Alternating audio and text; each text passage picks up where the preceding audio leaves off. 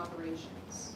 Most missions are operating in the context of conflicts that are protracted and that lack viable political processes, while facing added challenges of climate change, pandemics, transnational organized crime, and the misuse of emerging technologies. Even as we work towards innovating new models to respond to today's peace and security crises, we continue to hone the institution of UN peacekeeping, which remains a central and critical tool to collective security. For this, the commitments and priorities enshrined in A4P and A4P+ remain relevant, and for this, we would like to recognize Ghana for hosting the upcoming UN Peacekeeping Ministerial, which provides an opportunity for member states to strengthen their commitments to peacekeeping through requisite training, equipment, and personnel. And it's been our great pleasure to partner with Ghana in support of their work as hosts, and we look forward to a very productive ministerial in a few weeks. Before we turn to our panelists, it's my pleasure to welcome today Secretary General for UN Peacekeeping, Jean-Pierre Lacroix, to make opening remarks. Thank you.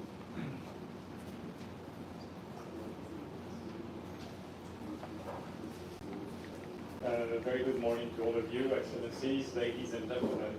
It's a pleasure to be with you today. And let me begin by thanking the International Peace Institute for the invitation to come and speak about the upcoming Peacekeeping Ministerial meeting.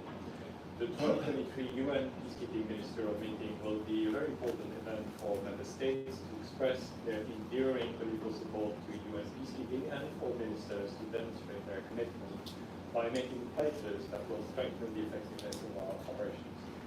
This kind of explicit support is critical during this challenging moment for UN peacekeeping. I would like to thank Ghana as host of the ministerial meeting and a permanent representative, my dear friend, His Excellency Agyeman, whose team has been working tirelessly. I mean, you have been working also tirelessly. Everybody's been working tirelessly to plan this ministerial meeting, while at the same time serving as an elected member of the Security Council, the sixth largest provider of UN peacekeepers. As such, we recognize that Ghana is making tremendous contribution to peacekeeping. This ministerial meeting in Accra is right around the corner. We already have a large number of member states registered, most at ministerial level. The deadline is the 20th of November, so more registrations are expected. Member states are in the process of firming up the pledges to be announced in Accra. The initial list of capability pledges, what we call our UN EU shopping list, as well as training and other support that we have received, is encouraging. I would like to reiterate the importance of conveying your intended pledges to Ghana and us in advance of the ministerial meeting in line with UN deadline. Capabilities that are particularly needed include aviation units, unmanned aerial systems, or peacekeeping intelligence, surveillance and reconnaissance units, as well as investment in technology to counter drones and against protection. I also want to highlight the importance of pledges of staff officers with special expertise, for example, public information officers, officers with expertise in information acquisition, data analysis, as well as counter-IT trained staff officers. We also need pledges of verified units for the rapid deployment level of the so-called PCRS, Peacekeeping Capability Readiness System. The groundwork for pledges and the substantive discussions was laid in the 4 preparatory meetings, each focused on themes that Ghana selected for the ministerial meeting. We will hear more about those discussions from the co-chair representatives, who I would like to thank for their support throughout the ministerial process. There are a few things that I would like to touch on briefly. First, I look forward to participating in a dedicated side event at the ministerial meeting to discuss ways of enhancing women's participation in UN peacekeeping and the role of gender-responsive leaders. As you know, we keep saying that more women in peacekeeping means more effective peacekeeping. This topic was explored at the prep meeting in Dhaka, Bangladesh, and rightly will be given its own spotlight in Accra. Environmental management is another cross-cutting area in which we expect pledges. Member states can pledge to deploy with renewable energy or portable solid waste equipment, or provide these capabilities to other food and release contributing countries, while supporting secretariat efforts at reducing emissions environmental footprint. A dedicated side event at the ministerial meeting will discuss this issue in more detail. Conflict and discipline has recurred as a theme throughout the preparatory meeting, and we hope to benefit from sharing the best practices of member states and identifying opportunities for growth, particularly in the area of competitions. So the ministerial meeting will provide a unique forum for high-level discussion about strengthening peacekeeping. We're very grateful to Ghana for the pertinent themes that have been selected and will be discussed in the 3 sessions at this meeting. The first session will discuss the capabilities for mandate delivery and ensuring effective operations, including protection, safety, and security of the partnerships. Session 2 will delve into capacity building and training, including for mental health. The final session will explore the conditions for peacekeeping success, including post-governance support, conflict, and strategic communication. The success of the ministerial meeting will depend on high-level participation from a majority of our peacekeeping stakeholders, and a strong expression of political support, as well as complete pledges. So I encourage all of you to advocate for this with us. Now, as you indicated, Jenna, I mean, this is all happening against the background of tremendous challenges to the world security, to the UN, and to peacekeeping as an important part of the UN activity in the area of peace and security. We need to think of how to improve the tools that we currently have, which are the current peacekeeping operations, and that will be the purpose of the Accra meeting. It's a very important purpose, discussing the pledges, discussing about the various schemes that I alluded to. But we also need to think further, medium term and long term. What is the future of peace operation? How can multilateralism remain a credible response, including through field operation to challenges to peace and security? And what can we do in order to make sure that this will particular for reminding us of the importance of thinking ahead to the future of peacekeeping, even as we look to support the immediate mandate implementation for those currently on the ground. Thank you for that. Before we turn to our panel to cover the specific topics of the preparatory conferences, it's my pleasure to welcome here today Ambassador Agyeman, Permanent Representative of Ghana to the UN, to provide us with an overview of the upcoming ministerial and the identified priority topics that we'll be discussing today. Ambassador, thank you so much. The floor is yours. Thank you very much, Jenna, and good morning, colleagues, excellencies. Let me begin by thanking the International Peace Institute for being a partner of Ghana in our preparation for the 2020 Peacekeeping Ministerial through conduct and preparation of peaceful background leaders. We are pleased to be able to join you and our members this morning to enable us to have the conferences that are held in advance of the ministerial.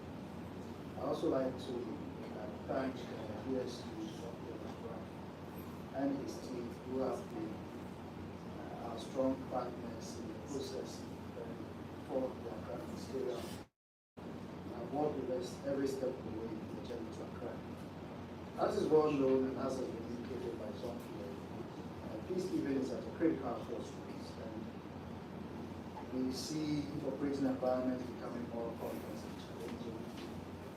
Some host states being less cooperative with the United Nations Peacekeeping presence in their countries. And also we see gaps in the expectations that exist between host communities as well as the countries that provide constant protection of grounds, as has been indicated by the US. And all these require that we must, among others, enhance the capabilities of peacekeeping and the performance we want to see delivered on the ground. And I have no doubt that peacekeeping itself, which was born out of necessity and innovation, has the capacity to evolve and adapt to the changing circumstances that we are facing. And we will likely also mention the equal report of the Secretary General, the emphasis of the different primacy of politics, the strengthening of partnerships, as well as the focus on people, which in a sense represents the issues that even any evolved form of peacekeeping or any form of peace operations that we are basically should also need to take into account. In terms of the objectives for the Accra Peacekeeping Ministerial, this is the first ministerial to take place on the continent of Africa, and we are very deeply appreciative to have had that opportunity to host it. And the aims are to achieve concrete outcomes that would improve peacekeeping operations in line with the ongoing reform efforts. Essentially, the Secretary General's Action for Peacekeeping, the A4P+, as well as the digital transformation strategy. In terms of specific objectives, there are two major ones. One is to ensure accessibility to infrastructure, the generation of high-performing specialized capabilities and other pledges that meet the UN needs, and two, new or expanded sustainable capacity building, training, and equipping partnerships in key 5 themes, which have also formed the basis for the 3 conferences that have been held. These themes are related to the protection of civilians, the strategic communications, including how we're able to better respond to disinformation, information, and hate speech, the safety and security of peacekeepers as we see the operating environment is more complex, threats have evolved because of IEDs and other nefarious groups like terrorists who attack peacekeepers. The mental health of peacekeepers, which is important part of the strengthening of peacekeeping, because essentially boots on the ground means that we need to make sure that the people who are in the theater are able to have the mental well-being required to be able to execute this important challenging task. And of course, women in peacekeeping, which everybody now acknowledges as an important element to enhance the outcomes of peacekeeping operations. For the peacekeeping preparatory conferences, we've had in Bangladesh excellent discussions from the 25th to the 26th of June on the theme of women in peacekeeping. And this was co-hosted by Bangladesh, Canada, and Uruguay. In a virtual format, Ghana, together with the Republic of Korea and the United Nations, also held on the 18th of July constructive discussions on the topic of mental health of peacekeepers, which we expect to lead to concrete policy results by the time that the ministerial meeting takes place in Accra. And Pakistan, alongside Japan, also held from the 30th to 31st of August, the important meeting on the safety and security of peacekeepers. The last preparatory meeting, which took place in Kigali, Rwanda, last month, was on the protection of civilians and strategic communication. This was co-hosted by Indonesia and the Netherlands. I think it was fitting that Rwanda hosted such a meeting because of the history that hate speech itself has fomented the destabilization of the country and experiences there. The discussions that have ensued in all the preparatory meetings have, among others, confirmed that there's a need to address strategically and urgently the challenges that we see in the arena of peacekeeping. And there's also a strong acknowledgement, as far as we can tell, that peacekeeping continues to be an important instrument available for the United Nations to continue to stabilize countries and to help them transition from conflict into peace. Numerous lessons have been learned from the preparatory meetings, and I'm sure that our colleagues will speak to them in more detail, and so I'm not going to do that. But we feel that following the very useful discussions that are taking place, the challenges that have been discussed, the lessons learned that have been shared, there's a very good foundation that has been laid for us to be able to go to the ministerial with some set of issues that we can all build from. In terms of the updates for the meeting in Accra, I want to indicate that virtually all arrangements have been made at this stage, and there's a website that we want to draw attention for all to look at, which is Accra. Accra is called ACCRA 2023 pkm.mfa.gov.ugh, and it has all relevant information, including historical peacekeeping ministerial meetings that have been held, but also relevant information such as background papers of the teams, since 11th of October, national program that would which WH including the 3 sessions, but also 2 sessions prior to the main event on the 6th of December.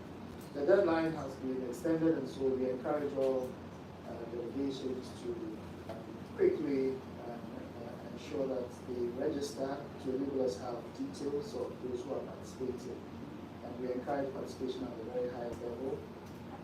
We also would use that registration process to facilitate local courtesies, because that we know exactly when delegations are arriving and the type of facilities to put at their disposal in terms of local places.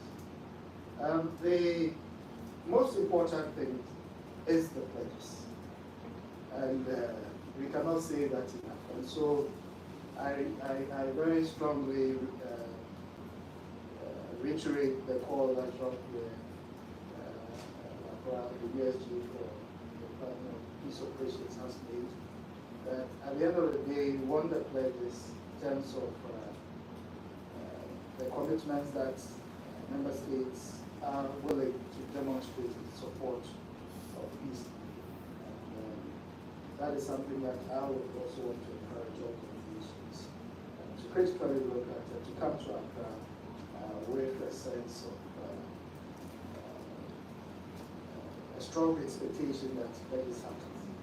And the Department of Peace Operations stands ready to support delegations that need assistance to be able to craft their plans in support of peace.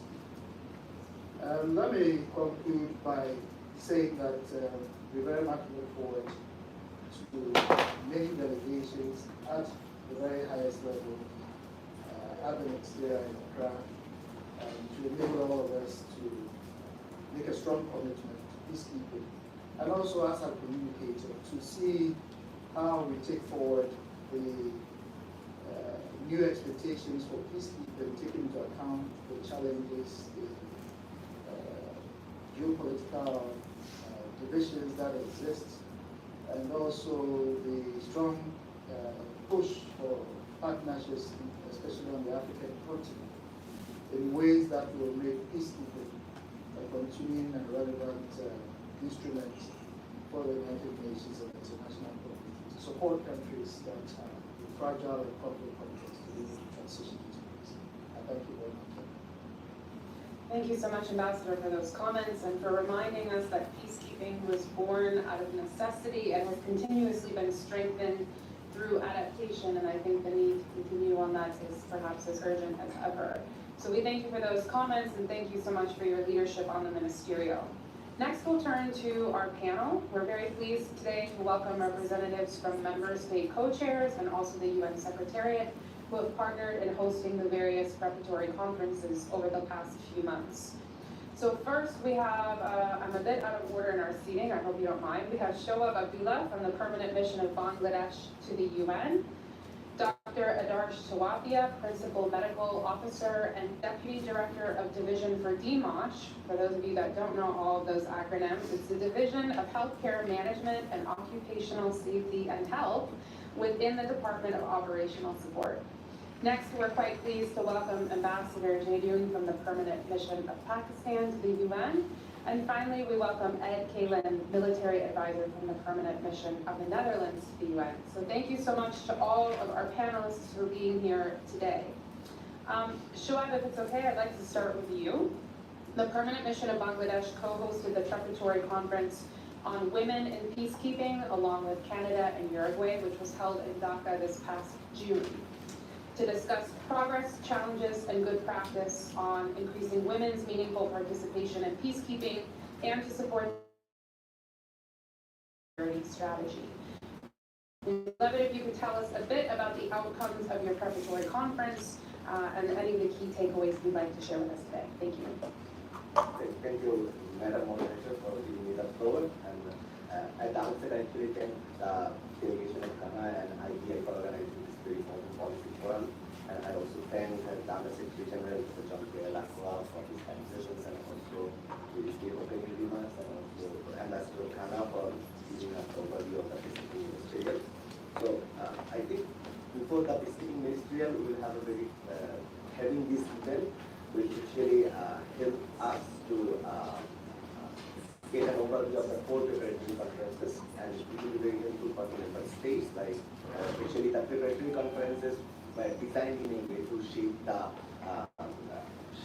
the way to the Peacekeeping Ministerial and to help the member states to know the needs, specific needs and challenges of the peacekeeping operations, and to subsequently to make pledges, as Under Secretary General also mentioned, to make an overall improvement which are critical for management. And I think like we all will be helpful to we all will be like get benefits from this policy forum today. So as you have already mentioned, that the past preparatory conference was held in Accra on 25th and 26th June, and actually Bangladesh, Canada and Uruguay were pleased to host the event, and I actually thank Canada and Uruguay like for the great support of hosting the event in Bangladesh. And in that two-day event, actually close to 150 participants actually joined from 35 UN member states, and also all the UN pastoral think tanks, academia, and peacekeepers met to discuss and address the opportunities, challenges, and barriers to the meaningful participation of women in peacekeeping. We were pleased to have the kind presence of our Under Secretary General for DPU and also our Under Secretary General for Management, Strategic Policy and Compliance, Mr. Abdullah, in the preparatory conference. The conference actually provided an open forum for member states and the UN to deepen their understanding and share best practices on challenges and barriers to women's meaningful participation in peacekeeping. We also talked about like designing opportunities for women in peace operations, barrier assessment methodology, gender responsive leadership, and inclusive teams, safe, respectful, and enabling environments, accountability for conduct and discipline, and achieving the implementing of the UGPS, the Uniform Gender Parity Strategy, and also the role and contribution of the LCD. So it is an overview like the session, the conference was divided into 7 different sessions and covered a wide range of issues. So in the conference, like participants and panelists emphasized on many issues actually. So I tried to summarize something like they emphasized on how the partnership among the stakeholders can be strengthened, because like mostly discussed, like many participants actually mentioned this issue of partnership, and also they emphasized on the leadership component. It's very important, and also we talked about enhancing accountability and also the data-driven approaches, and also they talked about deploying and nominating women to all roles in these operations, and they emphasized on this, and deploying gender-responsive capabilities, and also addressing the gender bias and discrimination along with other issues. And as I mentioned at the beginning, like the conference was very helpful for understanding the placing process for the ministerial. There was a dedicated session on placing process, and it was really helpful. And while discussing on the placing process, like people actually emphasized on the issue of considering gender integration and equality as an inherent practice of peacekeeping efforts. So, and the participants also discussed the existing gaps in implementation of gender responsive facilities and infrastructure on the ground. Some participants actually went to detail like what are the needs in terms of gender responsive facilities and infrastructure. We had very good points in the conference, and also people actually highlighted the importance of barrier assessment by the member states. So it was really important topic. Like we had a very good session on the barrier assessment and how to encourage the countries to have that assessment. And sometimes the countries are somehow skeptical about sharing the results and other things, and they will go into the barrier assessment. So how to encourage the countries, particularly from the secretariat, to have that barrier assessment and share, and also like the career development activities at the national level. So in a nutshell, I would say on the question of developing and maintaining momentum around the issue of women in peacekeeping, in the conference it was highlighted that the importance of having good coordination among universities and the UN Secretariat was highlighted, and the incorporation of gender aspects in the mandates and also in other relevant applications. That's how we can share that we can keep the momentum. And if we shed light on what specifically we need, then the list will be very long. We can share a long list of issues that what we need at this moment. But I would say again, like the assessment of barriers to women's participation to help the organizational structure aside from this, and issue of enhancing training on gender responsive leadership and prevention and response to the sexual harassment, and also to discuss this addressing the stereotypes and bias in the society, and also ensuring an environment, infrastructure, and also services in the peacekeeping operations. So it was also clear from the discussions that the commitment from the highest political level is critical. So, and that for me and everyone actually agreed that the ministerial would be the best platform to receive concrete and specific commitments, particularly from the highest political level. So, with the co-hosts like Bangladesh, Uruguay, and Canada are grateful to Ghana for prioritizing the topic of women in peacekeeping. And I believe we are now better prepared to meet in Accra and commit to pledges that will positively impact women in peacekeeping beyond their inclusive development numbers. And we are also pleased that women in peacekeeping will be highlighted in a side event in the Peacekeeping Ministerial, which will be organized by Sweden and the UN Department of Peace Operations, and in coordination with the WPST for different standpoint.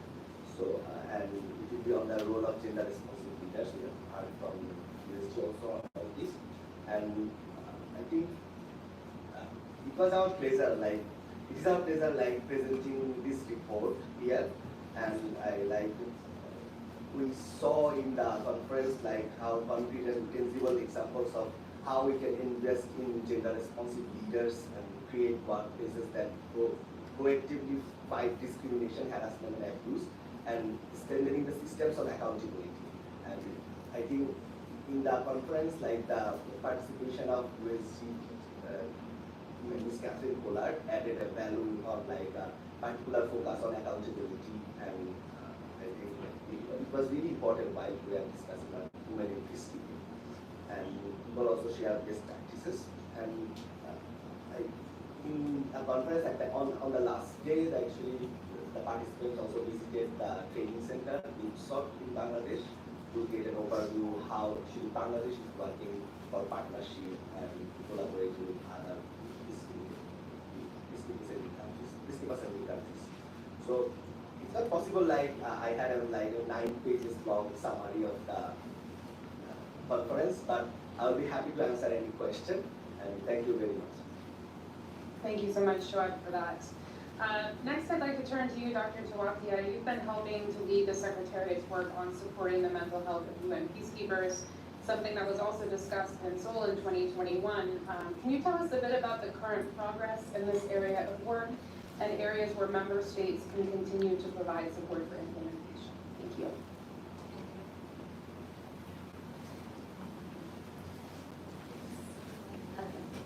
Thank you very much, Jennifer, for reminding me. Excellencies, ladies and gentlemen, on behalf of the Department of Operational Support and USG, Mr. Khare, I'm pleased to be here, and I want to thank Ghana for putting mental health for uniform personnel on the agenda for the ministerial. Thank you for that, sir. As well as I want to thank IPI for all the support that you have given us in making this topic, which is very, very real in the outside world, as we know, post-COVID, but also needed addressing for our uniform personnel. So the pre-ministerial on mental health was held on Zoom. I was unable to travel, so we did it on Zoom, and I think because it was virtual, it attracted a large audience. We had nearly about 180 people for the 1.5 to, it was I think about 3-hour session, and we didn't lose one participant. And I put that to the credit of the audience, that they laid such emphasis on this topic that they wanted to hear all of us speak to it. So mainly in the ministerial, I outlined exactly what my division and my team were doing, and I'll give you an update on that. I think the UN is finally at a place where we are acknowledging the fact that our uniformed personnel are also human beings. They are not machines trained as soldiers and police and do suffer from mental health issues.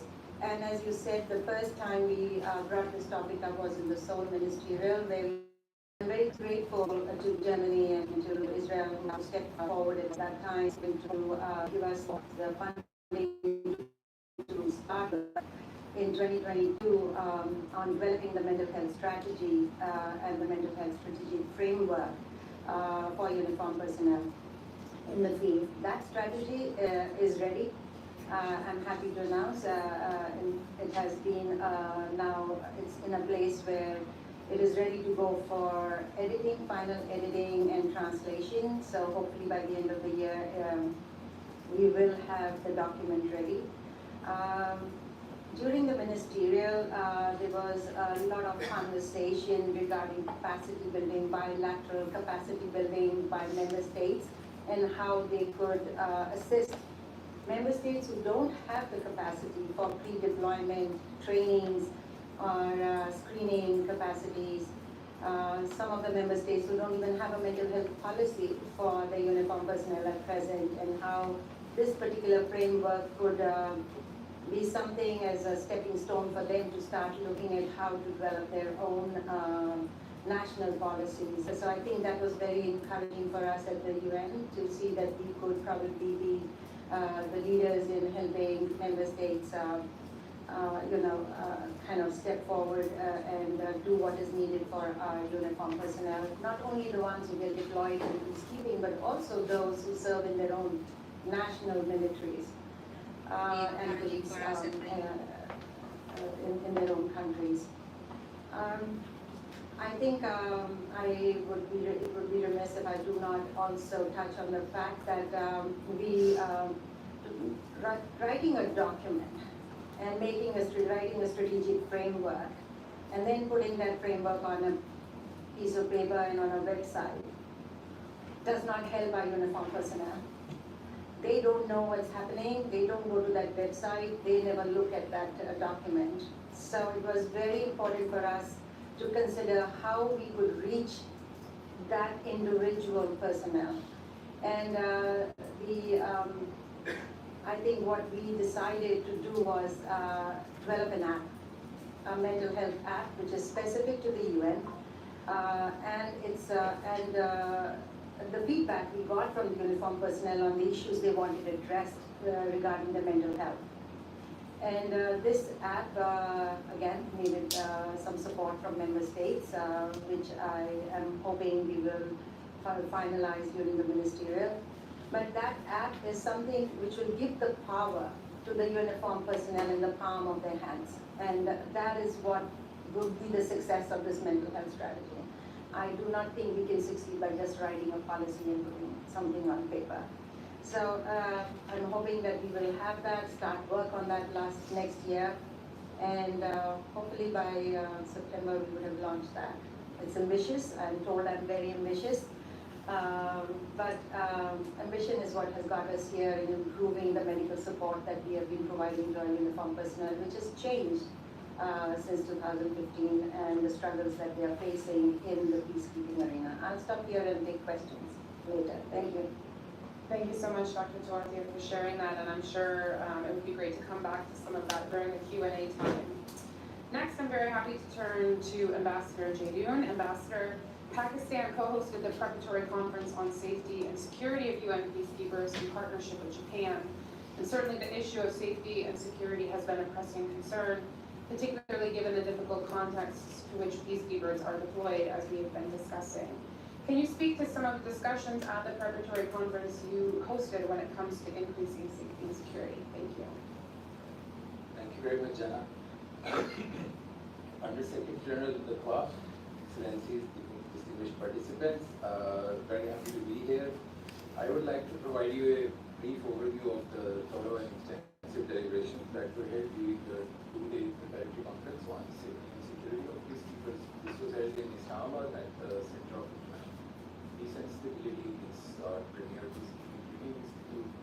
The conference was held on 30th and 31st August with the presence of over 40 member states, around 150 delegates from member states, from the UN Secretariat. We were very pleased to have Jean-Pierre Lacroix here, as well as the Secretary for the US, Jean-Pierre. We had a very rich and substantive discussion, very good exchange of views. So we broke down the topic into 5 sub-themes.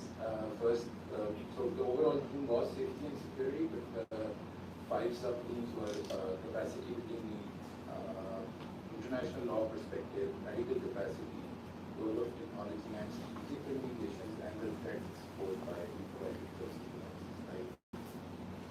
We also organized one session on system of pledging, where the UN Secretariat people and also one of my colleagues gave an overview of how pledging is done, what's expected, and in our case we also outlined how Pakistan formulates and finalizes its pledges. I thought that session was very useful for member states to understand the expectation from them at the time of the civil, like Agyeman said, what we want to promote EU or possible. So during the meeting itself, the common refrain was that today peacekeepers face different kinds of challenges.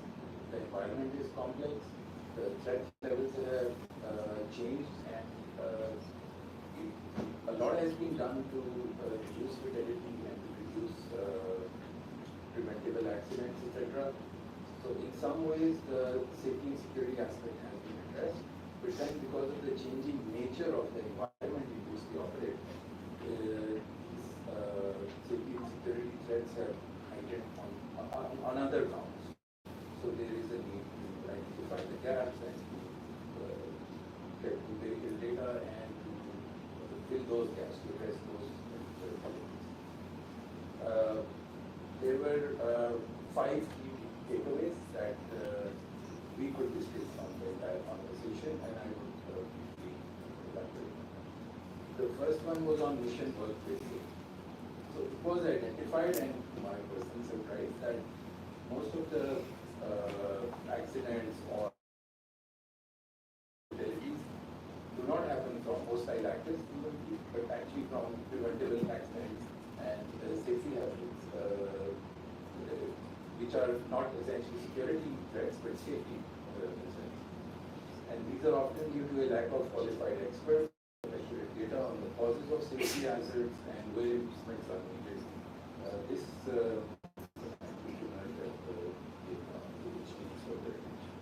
The second one was on medical care. Some of it has been addressed by Dr. Tiwathia. Indeed, the lack of adequate medical care also leads to, this is not only physical medical care, but also mental health, which affects the performance of these people and safety aspects. Therefore, adequate medical care should be improved through better training, more gender-responsive health care, better mental health care, speedy casualty evacuation, and the optimum use of telemedicine. Third area was improvised explosive devices. In terms of the threats from hostile actors, this is today easily the biggest cause of casualties in peacekeeping missions, and often the peacekeepers lack the requisite training and equipment to counter these threats. But the meeting, after discussion, identified that it can be considerably mitigated and countered, because the training capability, through training, better training, but because the capabilities exist within the and the standard operating procedures also exist, but perhaps better integrated and better training the peacekeepers. Fourth area was leveraging technology and training. Ensuring that peacekeepers have the information and the analysis needed to improve situational awareness is also critical to their safety and security. This can of course be done through better training and capacity building for effective and timely intelligence, as well as boosting of strategic communications and enhancing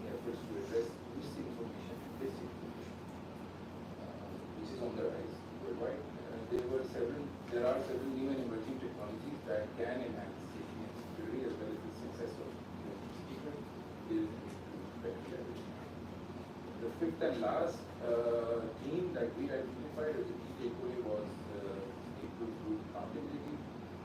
Because of the lack of accountability for crimes committed against peacekeepers, there is also this sense of impunity and frustration also amongst the contributors. This is partially due to lack of capacity of those countries' national institutions, which are often broken down in those environments. Also a shortage of specialized personnel and difficulty attributing responsibility for IAEA attacks, but there is great hope for showing, for improving accountability. So in each of these areas, we hope that the ministerial meeting in Ghana will formulate some clear recommendations for policy and for action covering resources, capabilities, and responsibilities. I already touched the pledging system where we had a session. Participants will read how to formulate good quality, concrete pledges which should be in the form of commitment from the highest political level to the tangible and concrete outcomes that can be tracked and that will be implemented as well. A few words about IPI. You were very helpful in partnering with us, providing us substantive inputs for the concept note and for the whole framing of the meeting. It's very much appreciated. Also, IPI partnered with us in August 2021 during the last ministerial cycle, which was along with the Netherlands in a virtual format, directly meeting and by engagement. So, partnered with us is very much appreciated.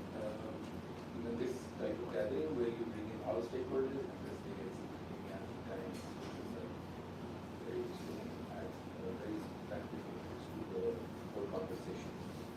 And we also like to appreciate and thank the Department of Peace Operations, Jean-Pierre Lacroix, for their partnership with us. It was very significant in terms of the setting of the program, etc., but also getting the right resources from UN actors, also from the field.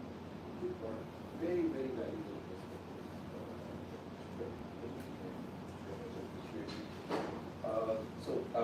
in conclusion, the meeting has been greatly enhanced understanding of the challenges associated with the safety and security of peacekeepers, and also in identifying the measures that will be required to address them.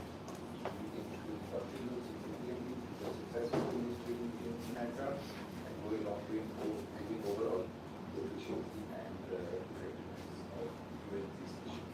It's, in our view, peace, safety, and security on which pivots the entire success of the mission. Thank you. Excellent. Thank you so much, Ambassador. We appreciate that. And I think it's good to know that even though these were separate preparatory conferences, how much interlinkage there is between the topics. We're talking about safety and security with mental health and women peacekeepers and technology, and these are really interrelated issues. Finally, I'm very happy to turn to Ed Kalin from the Netherlands. And the Netherlands co-hosted the preparatory conference on the protection of civilians and strategic communications, along with Rwanda, Indonesia, and the United Kingdom. As you start your comments, maybe if you could also say a word about the decision to pair these two specific topics together, and in terms of combining strategic communications and the protection of civilians. That would be great. Thank you. Okay, thank you.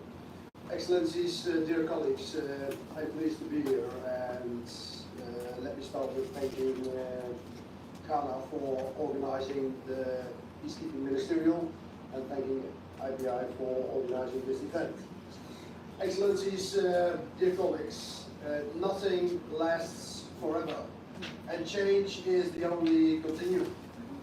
Having said this, I'm happy that almost every event organized in the context of peacekeeping commences with a speaker who touches upon the evolving environment with the aim to enhance awareness, situational awareness. This is an important first step, and eventually every organization, so the UN as well, has to figure out the ways, its goals, its modus operandi, and its means align with this evolving environment in order to be successful. Noblesse oblige. The UN has to be successful as millions of people in this world depend on the success of the UN and the UN peacekeeping. Regarding the evolving environment, organizations have to change. People within the organization have to change. The organizational culture has to change. And here, our role comes into play. Without commitment of strategic leadership, as well as the member states and the academic support of think tanks, a cultural change will not occur. And consequently, the UN will not be aligned with the evolving environment and probably will be unsuccessful. Having said this, I would like to thank you for your commitments and the awareness of the necessary change for the future and future success. The Netherlands is a country that stands for alignment with the evolving environment and therefore embraces change as a condition for success. The Netherlands has championed the Action for Peace, Action for Peace Plus, from the earliest stage, and will do so in the future in at least 2 areas.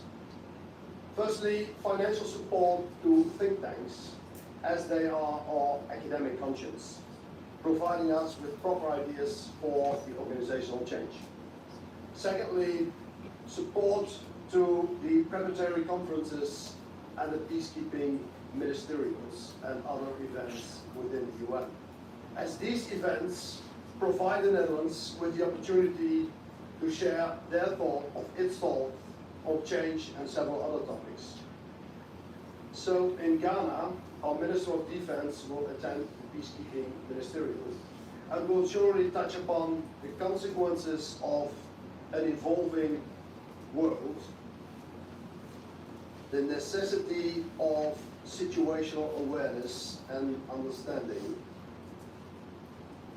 as well as performance, and of course, the safety and security of peacekeepers.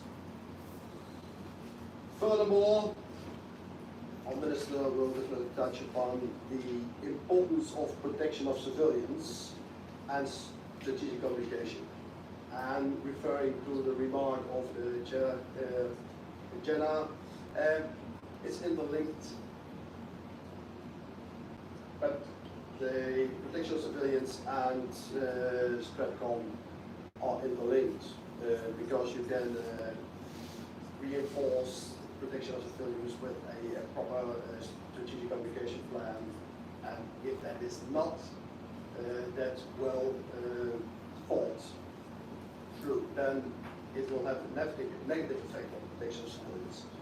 So our Minister will touch upon that topic as well. And as already mentioned, we do that not in isolation, but we did the organization of the PEPCOM together with Indonesia, Rwanda, and the United Kingdom. And last but not least, women, peace and security, and the positive effects on the evolving environment and the necessary change will pass the review as well.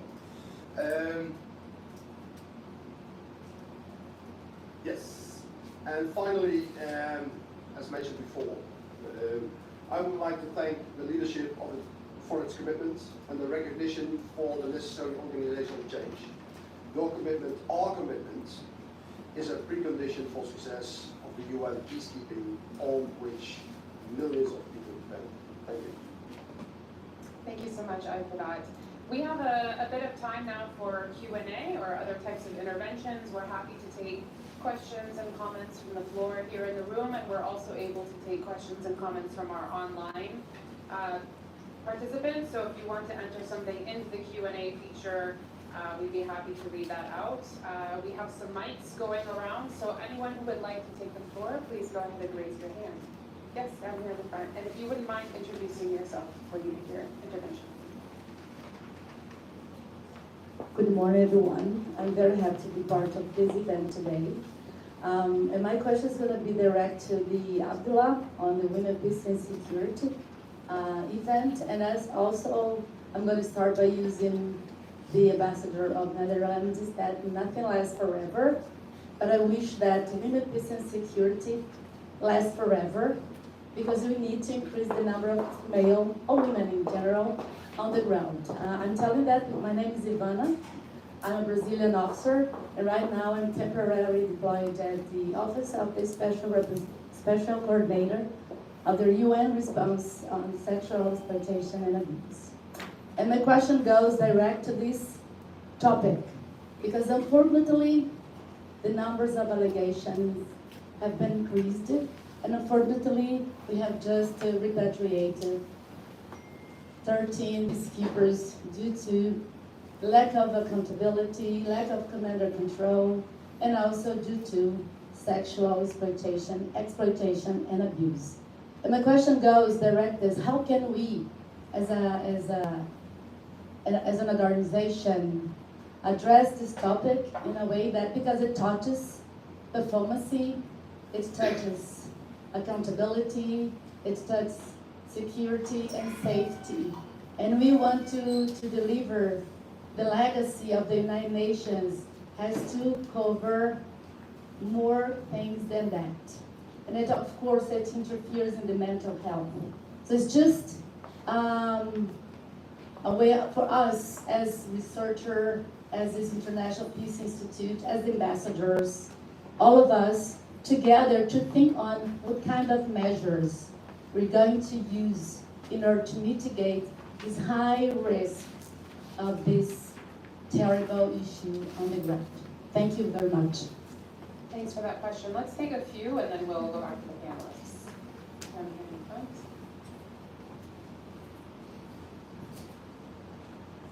Thank you so much. I'm Ron Everest. I'm the Deputy Military Advisor of the Kingdom of the Netherlands. Thank you so much for all the panelists, for their collaborative speeches. And I'd like to address the presentation on the background on safety and security.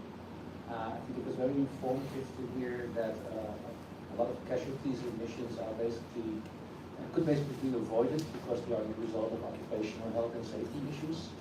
And I wonder if you could elaborate a little bit on that, on the prevention of that, and also the division of labor there, in the sense that I don't think we can only point to the Secretariat to take care of every problem that is present in UN peacekeeping. I think it's a combination of through contributing countries and Secretariat and the partnerships between us. So I was wondering if has that been discussed, and if you could say a little more towards that point. And basically the same goes for the medical care. Knowing that the UN has made large strides in improvement of medical care, I only have to look at Dr. Adarsh, who has been the driving force behind that.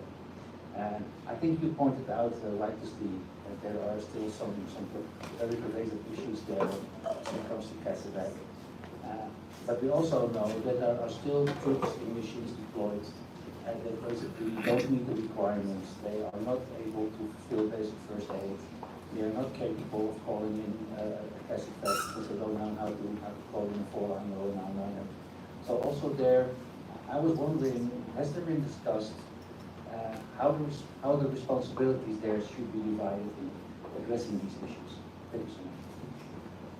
Thanks, Rhonda. Want to take one more? Yeah, I think maybe right next to you. Thank you. Hi everyone, my name is Bridget. I'm also from the Netherlands Mission, Military Departments at Rhonda's colleague. Thank you very much for being here and for your contributions. I also have a women, peace and security related question. I was wondering, so more in general, I'm very curious what the key takeaways were. If you could identify a few, would be very helpful, thanks.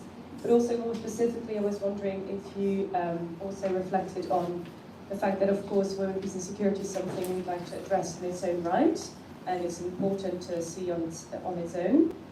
But it's also very much a cross-cutting theme, which is, of course, also something that should be integrated in different areas, also different areas we discussed today, like safety, security, and other things. So yeah, if you could reflect a bit on how to sort of maintain the importance of addressing it in its own right, but also not forgetting that it's something that we can't just see separately from all the other topics that are relevant to peacekeeping. Thank you. Thank you so much. Let's start with those and then we'll do another round of questions. Showeb, would you like to go first? A couple targeted towards you. Thank you very much. And thank you for a very important question and an interesting question. So, first I'll respond to the question on the accountability. As I mentioned, we had a dedicated session in the conference on accountability, and to see the title of that session, actually effective partnership for strengthening accountability for conduct and discipline. So, yes, in the last few years, actually, we become successful at just to reach a number of women. Maybe we have some gaps in the military conflict and other areas, but still the progress is encouraging. But at the same time, yes, it's very important to address the accountability issue. And I believe in that seminar and also in other forums, we discussed maybe two issues. The first thing is it should be enhanced in the pre-deployment training. We need to change the mindset, we need to work with the mindset of the peacekeepers. And the other things are cooperation from the host government. In that case, many issues are related, like strengthening their judicial system, strengthening their civil sector also. When you are holding the perpetrators accountable, so you need to strengthen the judicial system. So you get the appropriate evidence. So these things were discussed, but people actually, as I said, focused on training and changing the mindset. And I believe these are cross-cutting issues. We talked about misinformation and disinformation and negative propaganda against the peacekeepers. So we always talk about one issue winning the heart and mind of the people. So if you want to do this, if the peacekeepers want to do this, they actually we have to address seriously the accountability issue. And otherwise, these traits of this conduct of the peacekeepers, misconduct of the peacekeepers will actually can be used as also to negatively propagate their work. So I think pre-deployment training and partnership is really important. Of course, can be and also the businesses. And the second question is okay, the cross-cutting issues. Yes, I didn't mention in my summary there was we had a very good discussion on mental health also in the women industry. We had a very good discussion on digital technology. As in the FOT, in the FOT plus priorities, there are two cross-cutting issues, digital technology and women industry. So what we need, when we discuss women in peacekeeping, even when in the C34 negotiations, there were some arguments whether we should discuss it in other chapter or not. We have a dedicated chapter on women in peacekeeping. But I would say what was the outcome of our preparatory conference also? I mentioned one line we have to consider gender integration and equality as an inherent practice of peacekeeping, of course. So this is the thing actually. You can't actually separate women in peacekeeping as a separate issue. It's a cross-cutting issue. That's why it is in the FOT plus priority. It's a cross-cutting issue. You need to discuss every aspect in the women in peacekeeping. Whatever you are talking about safety and security, you are talking about digital technology, you are talking about mental health, every time women in peacekeeping will come. So I think the only solution is we need to have an overarching view, and this is the only solution. You can't actually separate it as an only one issue. Thank you. Thank you so much. Ambassador Jay, and maybe we can turn to you next. Thank you very much. Indeed, the meeting helped identify the primary cause for the threats to safety and security of peacekeepers, and it acknowledged that all these preventable, they primarily arise from preventable accidents and cases. In the context of occupational safety, the mission workplace safety, but also inadequate medical capabilities. And this is a shared responsibility. It's a shared responsibility between the contributors and the UN Secretary, of course.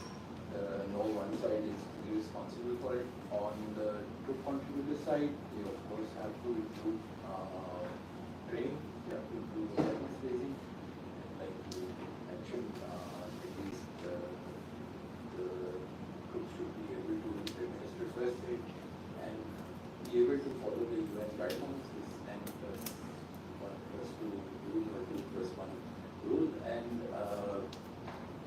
so when the standards are set, the resources and capabilities to match those.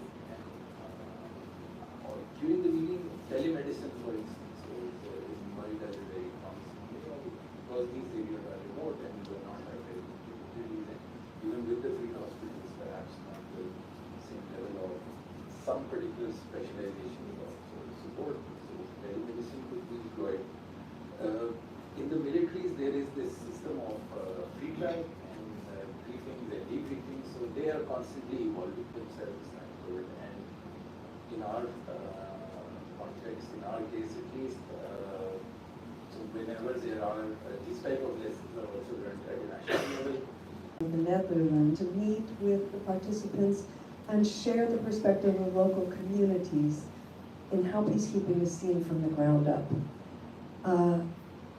Which I see as part of the needed change mentioned by USG Lacroix and Mr. Kalin.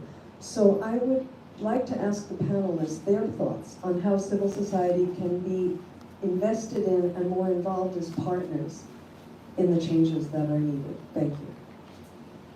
Thanks so much for that question. I'm going to read two of our online questions. The first comes from the Deputy Minister of Defense for Administration, Liberia, and a former UN DSS officer. The question is, can the UN commit to doing more in terms of support to troop contributing countries in the area of mental health for our troops, especially post-deployment? And Dr. Tiwathia, I know from hearing some of your previous presentations, there's a focus on the whole life cycle of deployment, pre, during, and post. So I think it would be interesting to touch a bit on the post-deployment phase. And the second question comes from anonymous attendee. Some countries are not able to participate in the ministerial for different matters. Is there any possibility to have participation of at least presenting a writing about the country's participation in peace operations and the importance of the conference and giving support to it, or following remotely? So perhaps Ambassador Agyeman, you can speak to that one. Dr. Tiwathia, I'll turn to you first.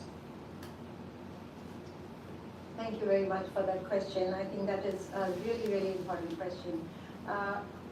So we in our strategy and our annexes have given resources for pre-deployment, during deployment and post-deployment support of uniformed personnel. How we can, the UN is happy to partner, but mainly I think in the ministerial we've asked for bilateral capacity, also get involved in and capacity needed to help countries who do not have the capacity to follow up on their uniformed personnel on mental health issues. And we are, again, the app that we are building will also, or hope to build, once the funding comes through, will be something which will address this as well, again. So, yes, that's something we are hoping will be pledged during the ministerial, the bilateral capacity buildings. I just want to say about civil society engagement, just from the mental is working towards that for women and in peacekeeping as well as mental health side. And I think you're doing a great job. I haven't engaged much with them because my focus is more on the uniformed personnel. And but I have heard them, spoken to them, and I think that is an important step. And we could probably in the future work together on that. Thank you. Ambassador? Thank you very much. The essence of the Peacekeeping Ministerial in Accra is supposed to get in high level participation in person. And so that is the focus that we have for the Accra Peacekeeping Ministerial. But in terms of getting the meeting out, so far we're looking at ensuring that it's streamed live for the women and inclusive. And we'll consider perhaps the possibility of whether we can also look at some of the sessions that will be helpful for those who are unable to participate in person. But the essence is to get high-level participation in person, not only for them to be able to make the pledges and the commitment, but also for them to interact with one another in a way that all of us can drive the processes a bit further than necessary. Thanks so much for that. I want to give the other panelists a chance to respond to Gay's question as well. Certainly the ministerial is a bit more narrow in scope in terms of targeting member state pledges specifically, but on the topics we're discussing today, I think that the point about host communities is really important. I don't know if you would want to weigh in. I don't want to put you too much on the spot, but I think perhaps the topics of POC and strategic communications are both quite appropriate for thinking about relationships with civil society and host communities. So if you want to jump in on that. Well, let me make a general remark about the role of the think tanks in general. I think these organizations are outside of the UN organization and have a probably broader view, are not limited by boundaries. So I think the way they think has really added value towards UN and the missions. So I think that is my more general remark about this. And if the evolving world demonstrates us that the world is getting more and more complex, think tanks have probably specific knowledge about specific problems in a specific region. And that knowledge is the key to future success.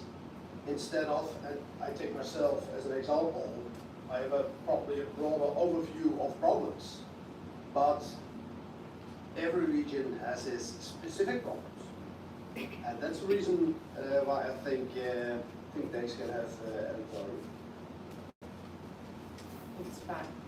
One more question online. This is coming, it says, armed group and IED attacks are a great concern for safety and security, as we were discussing earlier.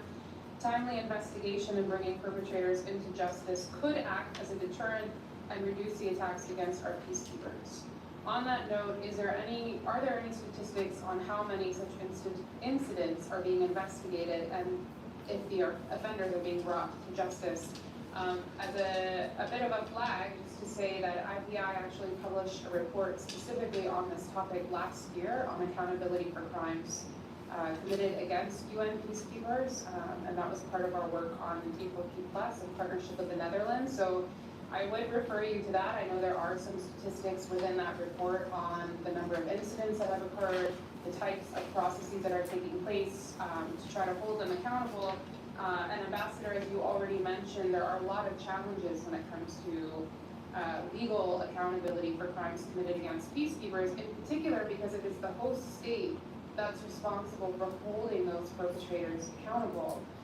And oftentimes those contexts experience very weak or nascent or underfunded institutions. I wonder if you have any additional comments about how member states can continue supporting accountability. Thank you. I do not have particular statistics, but I'm sure the report that you mentioned that up. Because I think you would have aggregated data across the globe. Like I mentioned, it's very important, very significant for peacekeepers. And in my remarks, I mentioned about the problem of activating IED attacks. And it's not just about IEDs, it's about any attack. In March of last year, we've seen about 12 Pakistani helicopters shot down. With 8 people on board, 6 Pakistanis of nationality. And even attributing that was it the M23, was it the armed forces, and that they were blaming each other. Those were saying we have evidence against each other, and then the challenge is first to attribute or identify the responsible, and once the identification is done, Pakistan cannot do anything about it, or perhaps not even the UN. It's up to the local governments, and which is yet another challenge. Oftentimes, the criminal justice communities simply because of the security situation but perhaps something to think about how this accountability can be brought in. I know it's going to be very controversial, but perhaps something at the UN level to ensure that if there is a crime committed against the peacekeeper, then it goes beyond national jurisdiction. Thank you. And I believe also within OROSI, the Office of Rule of Law and Security Institutions, there is a working group that is working specifically on accountability. And I think to your point, it's a really good reminder that because it's so difficult to establish accountability for these crimes, prevention is really a primary focus when it comes to IED attacks and other types of attacks against peacekeepers. That much of the focus should be on prevention, even as we seek to find other avenues for accountability. We're just about out of time. Ambassador, I don't know if you have anything you'd like to say before we wrap up today, but we really appreciate your being here. Oh, just to thank everyone, especially the hosts for the previous conferences, for sharing with us this rich